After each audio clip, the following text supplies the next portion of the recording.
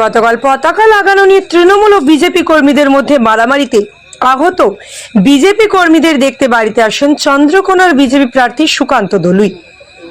আপনারা দেখছেন news Kolkata TV, সঙ্গে আমি রিয়া।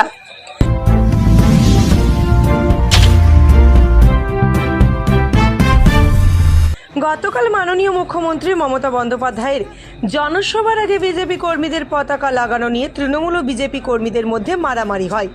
তৃণমূল কর্মীদের মারে আহত হন বেশ কিছু বিজেপি কর্মী।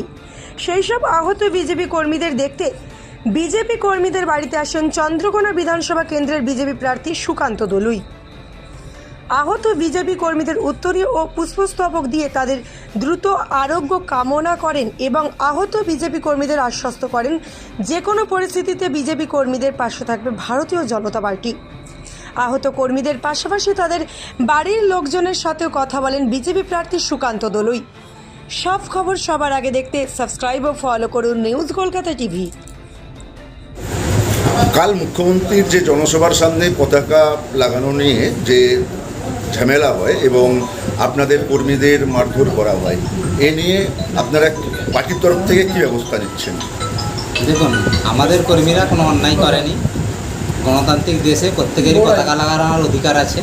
আমাদের কর্মীরা সেই কাজটাই করছিল, কারণ এখন ভোটকে আর কয়েকদিন বাকি আছে। তাই মুখ্যমন্ত্রী সভা হিসাবে নয়, প্রত্যেক বুথেই আমাদের দেওয়াল লেখন এবং পতাকা লাগানোর কাজ জোর কদমে চলছে। কিন্তু তৃণমূল তারা বুঝে গেছে যে তাদের পায়ের তলা থেকে মাটি সরে গেছে, যার জন্য তারা আমাদের কর্মীদের উপর চড়াও হয়েছিল, আক্রমণ করেছে। এবং আপনারা ভিডিও দেখেছেন, এর মধ্যে কিছু লুঙ্গি বাহিনীর লোকও ছিল যারা আমাদের কর্মীদের উপর আক্রমণ করেছে। তো আমরা এর ধিক্কার জানিয়েছি।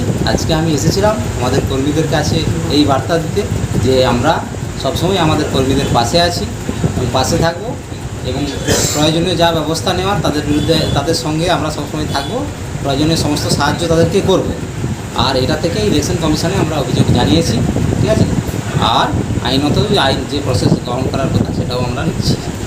माता की जय, भारत माता की जय, बीजेपी बीजेपी जिंदाबाद जिंदाबाद।